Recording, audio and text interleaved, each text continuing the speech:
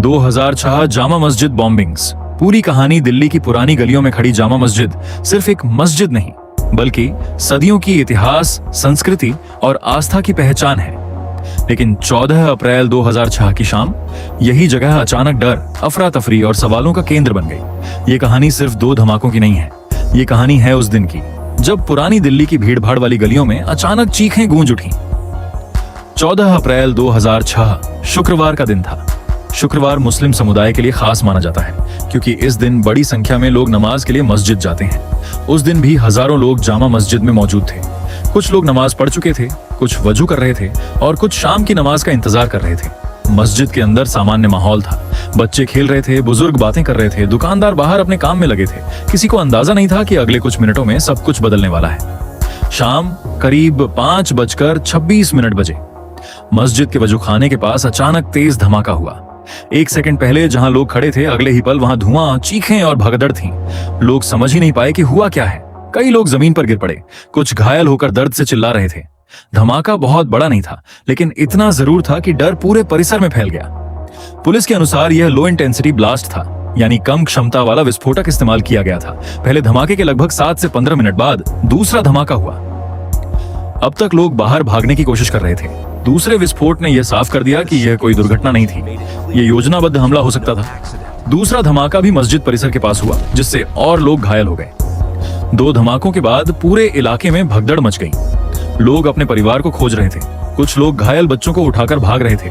विभिन्न रिपोर्टों के अनुसार 10 से 15 लोग घायल हुए। कुछ को मामूली चोटें आईं, जबकि कुछ गंभीर रूप से घायल थे। घायलों को तुरंत अस्पताल ले जाया गया। दिल्ली के सरकारी अस्पतालों में इमरजेंसी अलर्ट जारी कर दिया गया। प्रत्यक्षदर्शियों ने बताया कि धमाके के बाद चारों ओर धुआं भर गया। लोगों को समझ नहीं आ रहा था कि कोई और बम तो नहीं रखा गया। मस्जिद के लाउडस्पीकर से लोगों से शांत रहने की अपील की गई। उस समय सबसे बड़ा डर यह था कि कहीं धार्मिक तनाव न फैल जाए। धमाके के तुरंत बाद दिल्ली पुलिस मौके पर पहुंची। पूरे इलाके को घेर लिया गया। बॉम्ब डिस्पोजल स्क्वाड बुलाया गया। मस्जिद के अंदर और आसपास तलाशी शुरू हुई। पूरी दिल्ली में हाई अलर्ट जारी कर दिया गया। रेलवे स्टेशन, बाजार और धार्मिक स्थलों की सुरक्षा बढ़ा दी गई। जांच में सामने आया कि विस्फोटक प्लास्टिक बैग में रखे गए हो सकते हैं। धमाके वजूखाने के पास हुए, जहां लोग हाथ पैर धोते हैं। यह जगह भीड़-भाड़ वाली होती है। जांच एजेंसियों को शक था कि हमलावरों ने ऐसा स्थान चुना जहां ज्यादा लोग मौजूद हों। यह सबसे बड़ा सवाल था। धमाके के बाद किसी संगठन ने तुरंत जिम्मेदारी नहीं ली। पुलिस ने कई संदिग्धों से पूछताछ की, लेकिन शुरुआती जांच में कोई स्पष्ट निष्कर्ष नहीं निकला। कुछ रिपोर्ट्स में आतंकवादी संगठन की संभावना बताई गई। कुछ जांचकर्ताओं ने इसे सांप्रदायिक तनाव फैलाने की कोशिश माना।